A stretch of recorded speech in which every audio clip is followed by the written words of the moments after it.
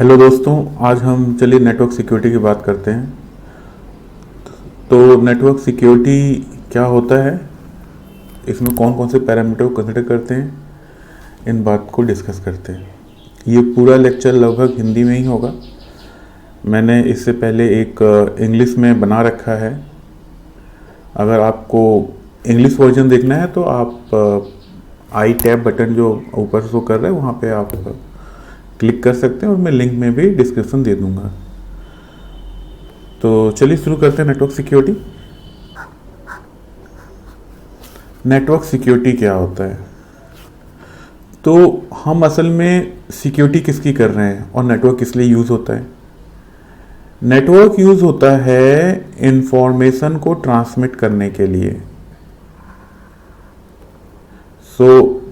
और आपको पता है हम किस एरा में रह रहे हैं। हम इंफॉर्मेशन एज में रह रहे हैं। इंफॉर्मेशन एज का मतलब क्या हो गया कि हमारे ज़्यादातर काम इंफॉर्मेशन के ऊपर टिके हुए हैं। अगर हम बात करें कैसे टिके हुए हैं इंफॉर्मेशन के ऊपर, तो पहला हम अपनी बात कर सकते हैं मिलिट्री सर्विसेज के बारे में। अब मिलिट्री सर्विसेज में हमें बेस कमांड से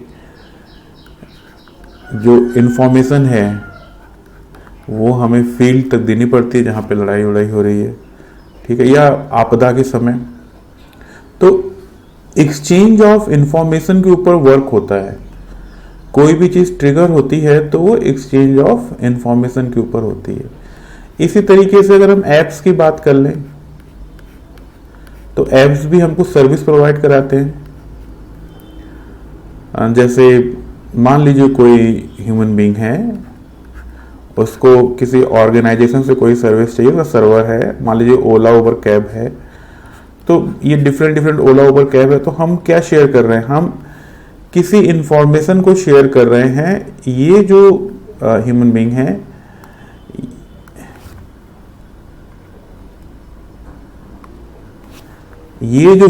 ये इंफॉर्मेशन भेज रहे हैं एक सर्वर के पास, ये ब्रॉडकास्ट कर दे रहे हैं और ये इसके जो नज़दीक है वो इंफॉर्मेशन को शेयर कर दे रहे हैं। जब ये इंफॉर्मेशन कंप्लीट हो जा रही है तब जाके सर्विसेज प्रोवाइड हो रही हैं। तो इंफॉर्मेशन के ऊपर काफ़ी कुछ है।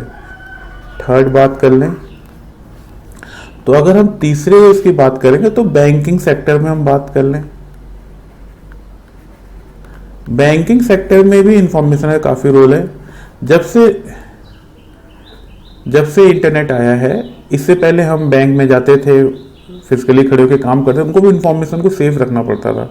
लेकिन आजकल इंफॉर्मेशन कहाँ है? नेटवर्क के ऊपर है, ठीक है। तो नेटवर्क के ऊपर इंफॉर्मेशन फ्लो हो रहा है, तो इसको सिक्योरिटी कैसे प्रोवाइड कराएंगे? तो हम क्या करते हैं, हमारे पास कोई डिवाइस है जो इक्विप्ड है इंटरनेट से, डिजिटल डिवाइस है।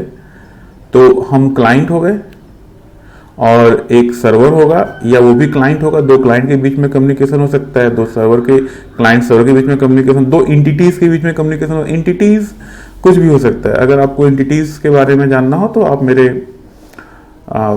Objects and entities oops concept में जा सकते हैं। तो एक्सचेंज ऑफ इंफॉर्मेशन हो रहा है अगर आप देखें तो। इसमें जितनी भी इंफॉर्मेशन एक्सचेंज हो रही है, क्योंकि ये सारी इंफॉर्मेशन किसी न किसी नेटवर्क के थ्रू होती है, तो इसके अंदर हम सिक्योरिटी किसको प्रोवाइड करा रहे हैं? हम सिक्योरिटी इंफॉर्मेशन को प्रोवाइड करा रहे हैं। और एक तरह का इंफॉर्मेशन आज के समय में एक एसेट्स है। मान लीजिए आपका मोबाइल फोन खो जाता है, तो आप मोबाइल फोन खोने से ज़्यादा दुखी नहीं होते हैं। आप उसमें जो इंफॉर्मेशन, जो कंटेंट है, उसके खोने में ज़्यादा दुखी होते हैं। तो इंफॉर्मेशन क्या क्या हो सकता है? अगर हम इंफॉर्मेशन की बात करें तो इंफॉर्मेशन में क्या क्या आ सकता है उसको एक बार डिस्कस कर लेते हैं, फिर सिक्योरिटीज़ के टाइप पे चलते हैं, कहाँ कहाँ सिक्योरिटी हमें प्रोवाइड करानी है।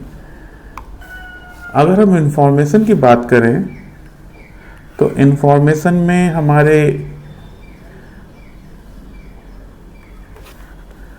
टेक्स्ट हो सकता है जो मैं लिख रहा हूं, फिर इंफॉर्मेशन में हमारी कोई पिक्चर हो सकती है जिसके थ्रू हम इंफॉर्मेशन सेंड कर सकते हैं, फिर इंफॉर्मेशन में कोई ऑडियो हो सकता है, ऑडियो के थ्रू मैं मैसेज ट्रांसफर कर रहा हूँ। फिर वीडियो हो सकता है, कुछ वीडियो के through frame by frame transfer कर रहा हूँ, या कोई सिंबल्स हो सकते हैं जिनका एक मतलब होता है। इन सब का मिला जुला रूप हो सकता है जिसे हम हाइब्रिड कह दे रहे हैं। ठीक है, तो आइए आगे समझते हैं कि सिक्योरिटी हमें कहाँ पे और कैसे प्रोवाइड करनी है। कैसे सिक्योरिटी प्रोवाइड, कहाँ कहाँ प्रोवाइड करनी है। सो टू मेक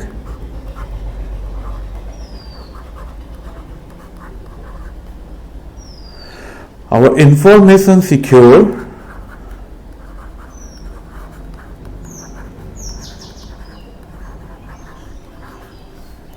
हमको 3 चीजों की जरूरत होती है। एक तो होता है कॉन्फिडेंशियलिटी। इसका क्या मतलब होता है? कॉन्फिडेंशियली का मतलब होता है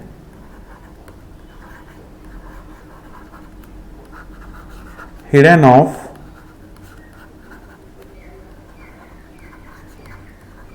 information from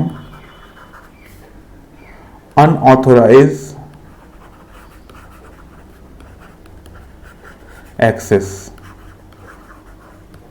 कोई अनऑथोराइज एक्सेस ना कर पाए किसी भी, जो भी हमारी हिडन इन्फॉर्मेशन जिसको हम कॉन्फिडेंशियल रखना चाहते हैं।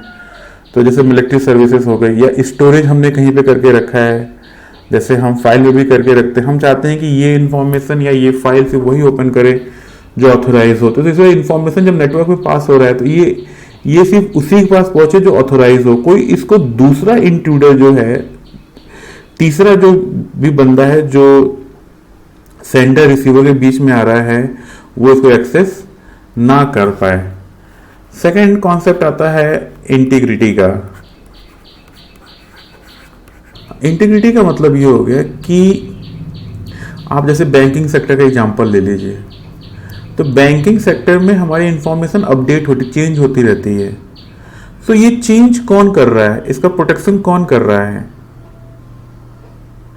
तो ये जो चेंजेस हैं इनकी सुरक्षा, कि जो ऑथोराइज पर्सन हो वही चेंज कर पाए और इसका रिफ्लेक्शन प्रॉपर हो। सो इसको कहेंगे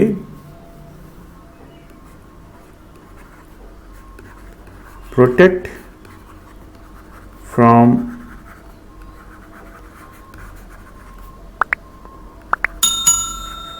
अनऑथोराइज्ड चेंज। ठीक है, मान लीजिए कि आप क्रेडिट या डेबिट करते हैं, तो जिसके अकाउंट में क्रेडिट या डेबिट कर रहे हैं क्या उसी के अकाउंट से हो रहा है? ऐसा नहीं कि कोई अनऑथोराइज पर्सन डेबिट कर ले कुछ भी। तो ये कुछ एग्जांपल है इंटीग्रिटी के। तीसरा आता है अवेलेबिलिटी।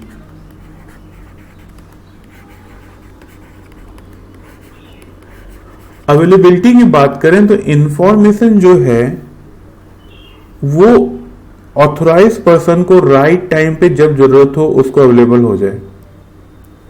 कि available to authorize user when required. जब एक ऑथोराइज यूजर को जरूरत हो तब उसे अवेलेबल हो जाए। जैसे मिलिट्री सर्विसेज हो गया या कोई भी सर्विसेज हो गई जहां पे इंफॉर्मेशन का ज्यादा महत्व है कि वो राइट टाइम पे अवेलेबल हो। अगर राइट टाइम पे अवेलेबल नहीं होगा तो हम आगे का फर्दर एक्शन नहीं परफॉर्म कर पाएंगे। तो नेटवर्क में हमें इन सब चीजों का ध्यान रखना पड़ता है अगर हमें नेटवर्क को सिक्योर बनाना है। मुझे उम्मीद है कि आपको ये लेक्चर पसंद आया होगा और आप घर पे रहिए, कोरोना है, आप अपनी सेहत का ध्यान रखिए। अगर आपकी कोई क्वेरी हो तो आप कमेंट बॉक्स में लिखिए। लोगों का बहुत बहुत धन्यवाद। जय हिंद।